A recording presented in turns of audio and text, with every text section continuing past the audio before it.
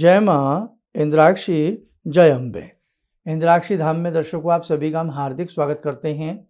आज के दिन जिन जातकों का जन्म दिवस है, मैरिज एनिवर्सरी है, उन सभी को हमारी तरफ से बहुत बहुत शुभकामनाएं। इस अंक में हम आपको 3 बातें मुख्य रूप से बताएंगे। बहुत लोग भ्रमित हैं कि शिवरात्रि का जल कब चढ़ेगा, श्रावण मास की शिवरात्रि कब है और सोमवती अमावस्या कब है। सोमवती अमावस्या का ही दिन हरियाली अमावस्या का भी है इस बार, ठीक है। तो दोनों चीज़ें ये कब होंगी ये आप जानने को मिलेगा इस अंक में।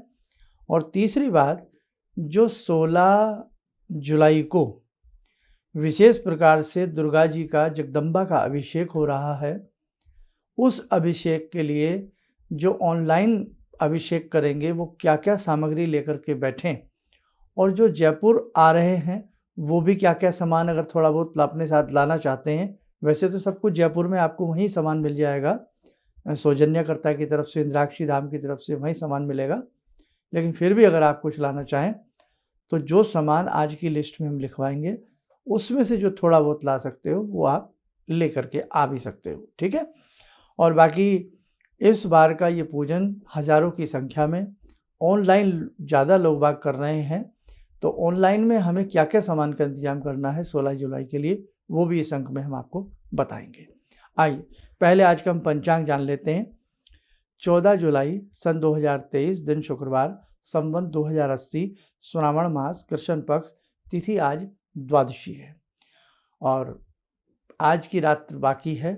कल की रात्रि से ही शिवरात्रि का जल भी चढ़ेगा। नक्षत्र रोहिणी, राहु काल 10:30 से 12, दिशा सूल पश्चिम दिशा। तो देखिएगा आज तारीख हो चुकी है 14 जुलाई।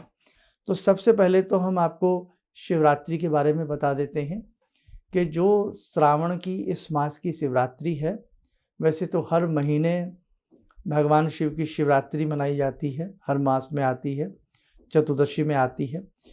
इस बार जो सावन का जो जल चढ़ेगा ये शिवरात्रि का, वो कल से चढ़ेगा। कल संध्या के बाद से त्रयोदशी के मिलन में और चतुर्दशी के मिलन में ही जल चढ़ना प्रारंभ हो जाएगा और रात्रि भर जल चढ़ेगा।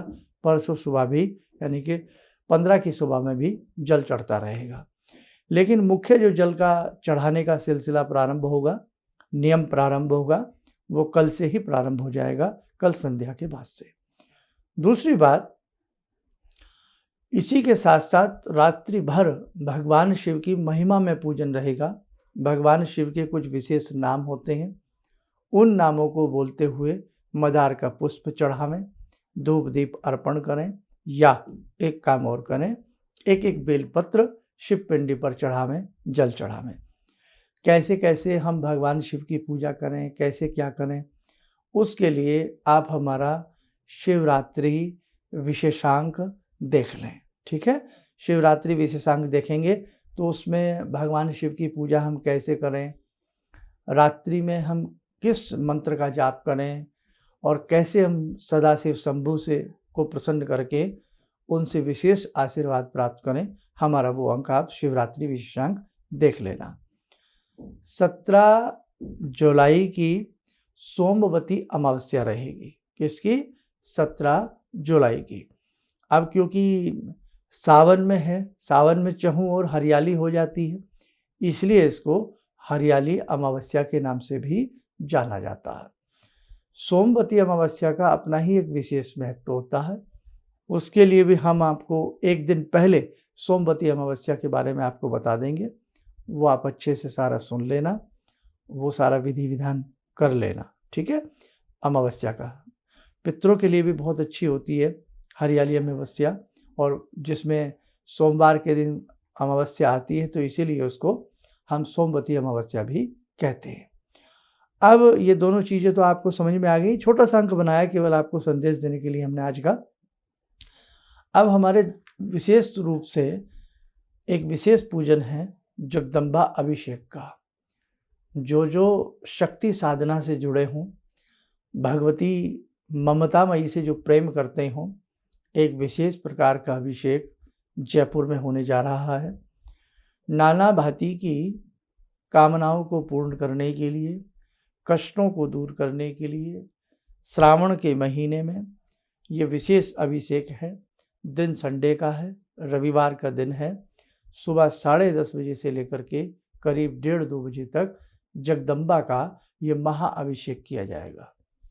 आप इस अभिषेक में अपने घर बैठे भी शामिल हो सकते हो। लाइव पूजन रहेगा, आपको बताते चलेंगे कि कैसे कैसे आपको ये पूजन करना है और आप घर में पूजन करते रहना।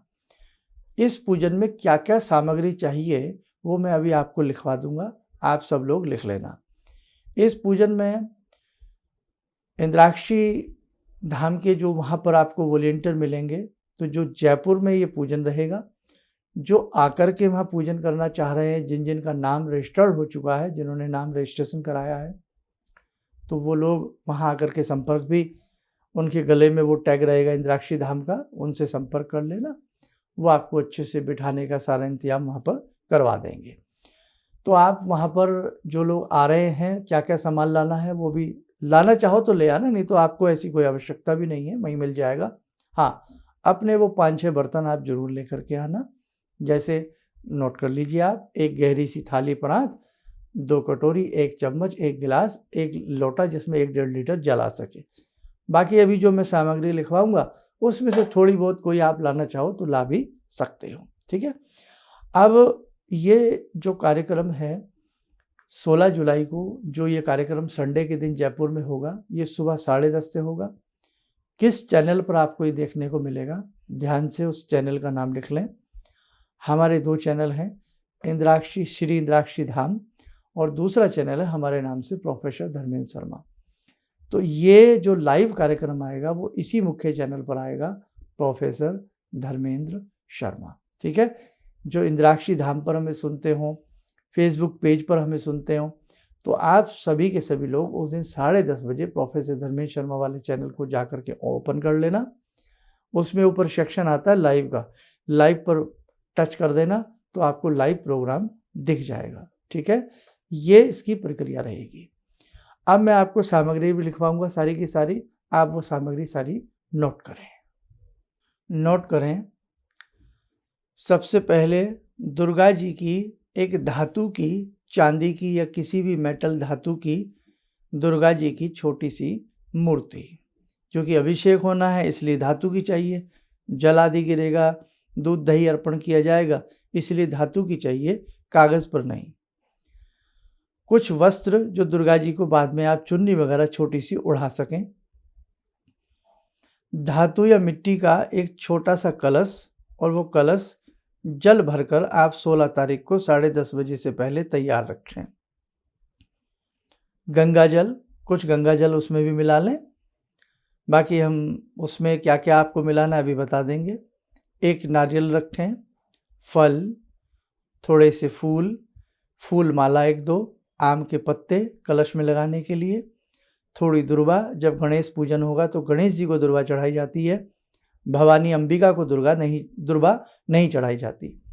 5-6 पान के पत्ते, रोली चंदन लगाने के एक छोटा सा पैकेट या 1-2 चम्मच रोली, गुलाल लिख लें 20 ग्राम के आसपास, या थोड़ा सा गुलाल की थैली ले लें। इत्र, शेंट जिसे कहते हैं, छोटी सी शीशी ले लें।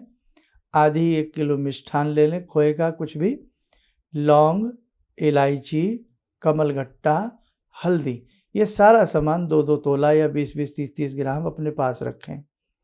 धूप, दीप, बांधने के लिए कलावा, मोली का एक छोटा सा रोल ले लें, 7-8 सुपारी ले लें, थोड़ा सा कपूर ले लें, जनेऊ के 4-5 पीस ले लें, यानी कि जनेऊ ले लें 4-5, 250 ग्राम, 250 ग्राम पंचमेवा, जो 5 तरह की ड्राई फ्रूट होता है, मिक्स कर लें, ले सकें तो ले लें, नहीं तो कोई बात नहीं।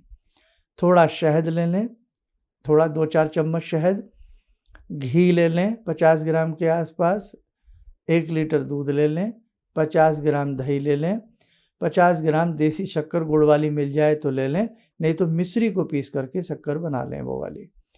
चावल 100-150 ग्राम रख लें, और करीब 100 ग्राम ही या आधा गिलास फल का जूस रख लें। किसी भी मौसमी फल का जूस निकाल करके रखें। एक बड़ी थाली रख लें, एक परात रख लें जिसमें आप पूजन करेंगे, 1-2 कटोरी, चम्मच, गिलास आदि, आप सारा सामान अपने पास रख करके 10:30 बजे से पहले पहले तैयार हो जाए। कलश है, छोटा सा कलश अपने लेफ्ट साइड में, और जो भगवान के दरबार के सामने आप बैठोगे ना, उनके राइट पे आ जाएगा। जहाँ आप बैठोगे आपके लेफ्ट साइड में कलश में थोड़ी हल्दी, चावल, फूल, गंगा जल, 1-2 रुपये का कोई कॉइन और वो आम के पत्ते लगा करके एक नारियल उस पर रख करके तैयार रख लेना। जोत सामने जला लेना अपनी, जला करके 10:30 बजे के अंदाजे से टाइम से बैठ जाना। जो भी आपका पूजा पाठ आप करना चाहते हैं अपना पहले कर लेना। अब जैसे शहद है, शक्कर है, घी है, दूध है, दही है, वो सारा किसी एक पात्र में रख लेना। और जो भगवती दुर्गा हैं, जो भी आपके पास साइज की हैं, वो एक साइड में आराम से रख लेना उनको सामने। और गौरी गणेश के लिए आप क्या करना, एक 2 सुपारी पर कलावा लपेट लेना और उसे चावल की कटोरी में रख लेना। गौरी गणेश बन जाएंगे वो। जब वहाँ से गौरी गणेश का पूजन होगा तो आप अपने घर में गौरी गणेश का पूजन करते रहना। नवग्रह के लिए एक तरीका बहुत अच्छा बता देते हैं, नवग्रह का भी वहाँ पूजन कराया जाएगा। तो आप क्या करें, एक पान के पत्ते के ऊपर 9 बिंदी लगा लेना, किसी प्लेट में रख लेना, तो वो नवग्रह का आपका पूजन उसके ऊपर करते रहना। ठीक है। बाकी सारा सामान अपने हिसाब से खोल के अच्छे से अपने पास रखना। दूध है, दूध में थोड़ा जल भी मिला करके रख लेना। और जैसे दही अलग से चढ़ाना, भगवती पे शहद अलग से चढ़ाना, हर चीज़ चढ़ाने के बाद शुद्ध जल चढ़ाते जाना। बाकी सारी चीज़ें जितना हमसे प्रयास होगा आपको समझाने का, हम बताने का प्रयास करेंगे। कुछ चीज़ें बार बार दोहराई जाती हैं, इसलिए बोर ना हुआ करो प्लीज़। तो जो आने वाले लोग हैं उसमें वो लिक्विड कुछ भी ना लेके आएँ, दूध दही वगैरह कुछ ना लाएँ। बाकी आपकी इच्छा, आप जनेऊ लाना चाहते हैं, कमलगट्टा, लौंग इलायची, कुछ भी ऐसी चीज़ अपने साथ लाना चाहते हैं तो आप अपना ला सकते हैं। बाकी आपको हम प्रयास करेंगे, सारा सामान आपको वहीं मिल जाएगा। ठीक है। कोई मिष्ठान वगैरह भी लाना चाहते हैं अपने लिए थोड़ा बहुत पूजन के लिए ला सकते हैं। मूर्ति को किसी कपड़े में अच्छे से रैप करके लेके आना, बहुत अच्छे से लाना, और बाद में मूर्ति को धो करके साफ कर करके पूछ करके अपने साथ अच्छे से भगवती की मूर्ति ले जाना। वहीं कहीं पर दिशा निर्देश दिया जाएगा कि जो जल आपके प्रांत में है, पात्र में है, उसे कहाँ डालना है वो ध्यान रखने। बाकी जो ऑनलाइन जिनका जल वगैरह वो इकट्ठा हो जाएगा भगवती का, तो वो तुलसी के पौधे को छोड़ करके, क्योंकि उस दिन रविवार रहेगा, संडे रहेगा, बाकी किसी भी गमले में, प्लांट में, कहीं भी उस चीज़ को, उस लिक्विड को आप डाल देना। भगवती को धो पूछ करके हम बताएंगे ही, फिर अपने सामने आसन पे बिठा लेना, एक चौकी बल्कि रख लेना, या पूजा के आले में उनको बिठा लेना। धूप दीप तिलक सारी चीज़ें हम आपको बताते रहेंगे। ठीक है। ऐसा रहेगा आपका पूजन। तारीख ध्यान रखें, 16 जुलाई को है, सुबह 10:30 बजे है और 1:30-2 बजे तक रहेगा। इसके बाद का एक और अति विशेष पूजन है सावन के ही महीने में, वो 14 अगस्त का पूजन रहेगा, इंदौर में है। पार्थिव शिवलिंग का पूजन है। और 18 जुलाई से ध्यान रखें, मल मास भी, जिसे अधिक मास कहते हैं, पुरुषोत्तम मास कहते हैं, वो भी प्रारंभ हो रहा है 18 जुलाई से। इसलिए ध्यान रखना, पुरुषोत्तम मास में, अधिक मास में पार्थिव शिवलिंग पूजन, पुरुषोत्तम भगवान का पूजन अत्यधिक महत्वपूर्ण बन जाते हैं। तो इंदौर के लिए ज़्यादा से ज़्यादा आप लोग अपना नाम लिखवाइएगा। देखो, जीवन में कुछ पाने के लिए थोड़ी तो मेहनत करनी पड़ती है। और इंद्राक्षी धाम में सबसे बड़ी बात क्या है कि आपको जहाँ भी बुलाया जाता है, खाली आपको हम अपना प्रवचन नहीं सुनाते, आपको वहाँ बैठ करके एक विशेष पूजन आपके द्वारा करवाते हैं। और साधको ध्यान रखना, अब समय क्या है, अब समय कुछ अपने हाथ से करने का है। जब आप आएंगे, अपने हाथ से कोई प्रैक्टिकली विशेष पूजन करेंगे, आप माने न माने, आपका भाग्य उदय होगा। इसलिए ध्यान रखना, इंद्राक्षी धाम की सबसे बड़ी विशेषता है ये कि आपको बुलाया जाता है, लेकिन वहाँ आपसे एक विशेष पूजन, तप, तितिक्षा आपसे कराई जाती है।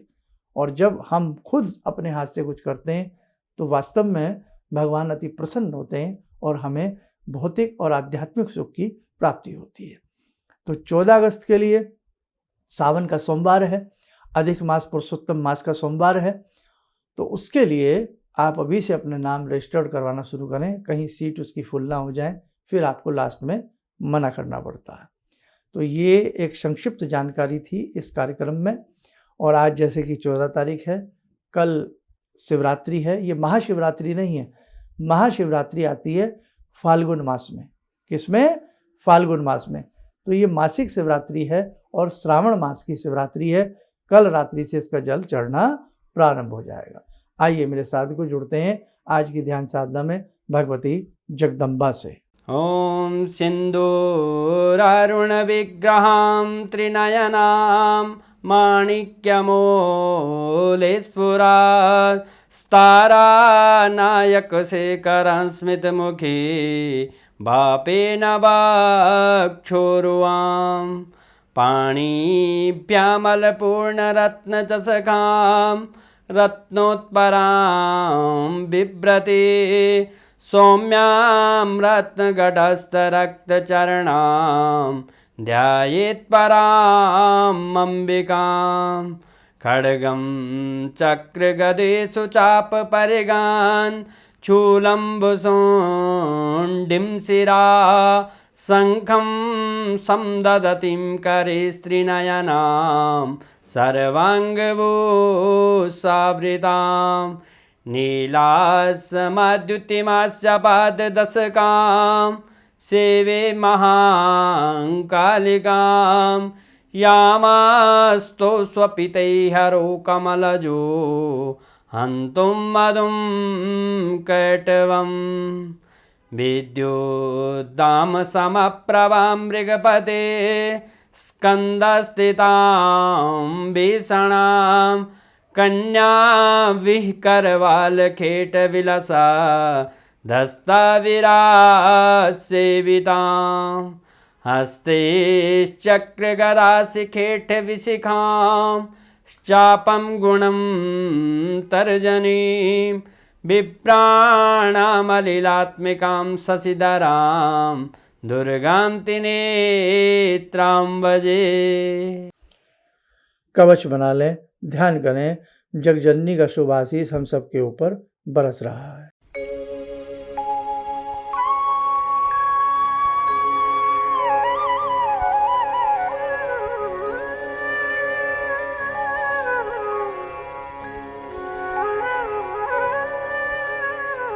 ओम बोलते हुए नेत्र खोलें, सामान्य हो जाए। और हमने बता दिया कल मासिक शिवरात्रि है, श्रावण की शिवरात्रि है। कल से आप जल चढ़ाएं संध्या के समय के बाद से। और दूसरी बात, हमने आपको एकादशी का भी इसमें इसका जो हरियाली अमावस्या है उसके बारे में भी हमने आपको बता दिया है। 18 जुलाई से पुरुषोत्तम मास मल मास प्रारंभ हो जाएगा। अधिक मास जिसे कहते हैं उसकी जानकारी भी आपको इस अंक में दे दी है। अब आप हमारा शिवरात्रि विशेषांक देख लेना और सोमवती अमावस्या का विशेषांक भी देख लेना, ताकि आपको बहुत सारी जानकारी प्राप्त हो सके। आप स्वस्थ रहें, सुखी रहें। इन्हीं शुभकामनाओं के साथ हम अपनी वाणी को विराम देते हैं। जय जय अम्बे। जी, मेरा नाम रवि कुमार सिंह है। मैं छत्तीसगढ़ रायपुर से हूँ। मैं गुरु दीक्षा भी लिया हूँ। इनके बताए मार्ग पर चलने की प्रयास तो पहले से भी कर रहा हूँ और आगे भी करता रहूँगा।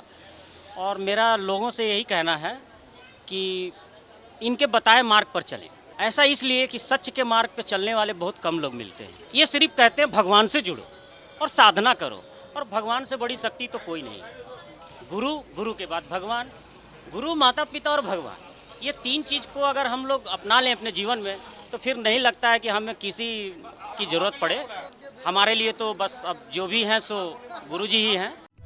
किसी भी समस्या के समाधान के लिए मिले प्रसिद्ध हस्तरेखा एवं वास्तु विशेषज्ञ प्रोफेसर धर्मेंद्र शर्मा जी से।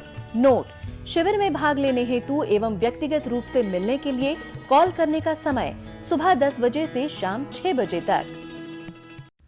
हमारे विभिन्न ज्ञानवर्धक कार्यक्रम देखने के लिए आप हमें अभी सब्सक्राइब करें, बेल आइकन को प्रेस करें ताकि आप देख सकें हमारा कार्यक्रम सबसे पहले। और अधिक जानकारी के लिए फेसबुक पेज को लाइक करना न भूलें।